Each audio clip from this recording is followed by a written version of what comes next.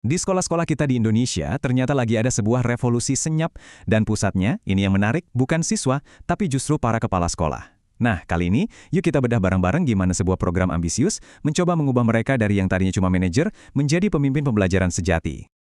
Oke, jadi pertanyaan besarnya kan, kenapa sih? Emang ada masalah apa yang sebegitu mendesaknya sampai pemerintah merasa perlu merombak total cara kepemimpinan di sekolah? Jawabannya ternyata ada di data ini.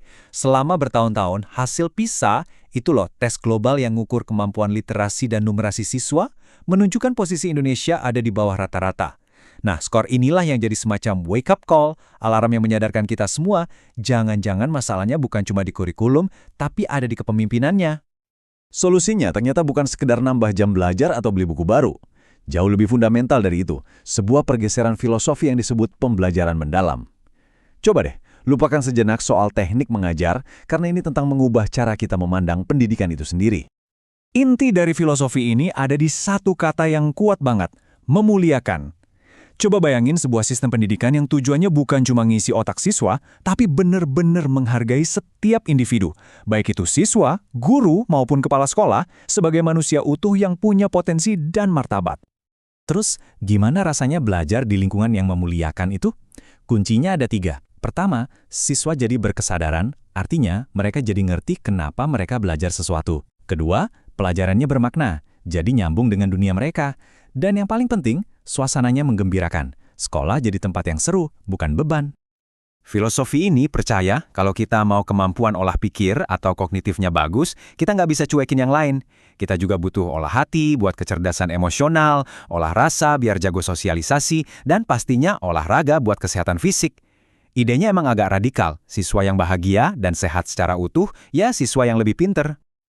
Oke, filosofi yang hebat butuh mesin yang hebat juga kan buat menjalankannya? Nah, di program ini, mesin perubahannya adalah sebuah model pelatihan cerdas yang namanya In-on-In. Biar kebayang seserius apa program ini, coba deh lihat angka ini, 209 jam pelajaran. Ini tuh setara dengan lebih dari sebulan kerja penuh loh. Jelas ya, ini bukan sekedar seminar weekendan, tapi sebuah program imersif yang dirancang untuk benar-benar mengubah cara para kepala sekolah berpikir dan bekerja. Model In-on-In ini jenius banget strukturnya. Mulai dari In-1, ini sesi tatap muka intensif buat menyerap filosofinya.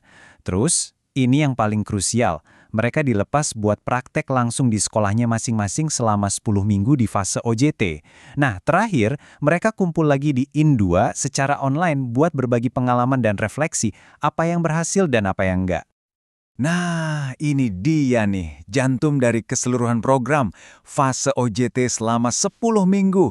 Lupain deh pelatihan yang cuma duduk, dengerin, terus pulang lupa semua. Di sini kepala sekolah harus langsung menerapkan ilmunya, coba-coba inovasi, dan merasakan langsung dampaknya di sekolah mereka selama lebih dari 2 bulan. Disinilah teori ketemu realitas. Terus apa sih hasil akhir yang diharapkan dari proses yang intensif ini? Tujuannya adalah sebuah transformasi yang fundamental banget dalam peran seorang kepala sekolah. Perubahannya drastis banget loh, dari yang tadinya seorang administrator yang sibuknya sama tumpukan kertas dan stempel, sekarang menjadi seorang pemimpin pembelajaran. Fokus mereka geser, jadi inovator, jadi mentor buat para guru, dan yang terpenting, jadi arsitek yang membangun budaya belajar yang positif di sekolahnya. Visi barunya itu terangkum sempurna di sini. Kepala sekolah bukan lagi cuma manajer tapi agen perubahan. Tugas mereka bukan lagi sekedar menjaga semua berjalan seperti biasa, tapi secara aktif dan inspiratif memimpin peningkatan kualitas belajar. Tentu saja, program sehebat ini harus punya bukti nyata kan? Oke, sekarang mari kita lihat hasil konkret dan keuntungan profesional apa sih yang didapat para kepala sekolah setelah selesai ikut pelatihan ini. Jadi, lulus dari program ini tuh bukan cuma soal hadir. Mereka harus menghasilkan bukti nyata. Dan yang paling penting adalah rencana tindak lanjut atau RTL. Ini bukan sekedar tugas akhir ya. Ini adalah cetak biru perubahan untuk sekolah mereka, sebuah bukti kalau mereka bisa mengubah filosofi tadi menjadi aksi yang terukur. Masih ingat kan angka 209 jam pelajaran tadi? Nah, angka itu bukan cuma menunjukkan durasi, tapi jadi stempel pengakuan resmi di sertifikat mereka. Ini adalah bukti tertulis dari investasi waktu dan energi luar biasa yang udah mereka curahkan. Dan sertifikat itu bukan sekedar kertas pajangan, nilainya setara dengan 6 angka kredit atau AK. Gampangnya gini deh, angka kredit itu kayak poin karir buat pegawai negeri di Indonesia. Dapat 6 poin dari satu program aja itu udah keren banget, bisa mempercepat kenaikan pangkat mereka. Ini insentif yang sangat cerdas dan kuat. Oke, jadi apa yang bisa kita simpulkan dari semua ini? Apa arti program ini buat masa depan kepemimpinan di sekolah-sekolah kita? Jadi, transformasi ini ternyata dibangun di atas 4 pilar yang kokoh. Para kepala sekolah ini nggak cuma dikasih keterampilan baru, mereka dibekali filosofi, dituntut bikin rencana aksi yang nyata, dan dihargai dengan pengakuan karir yang jelas. Ini bukan sekedar pelatihan, ini adalah sebuah ekosistem perubahan yang utuh. Dan kita akhiri dengan pertanyaan ini.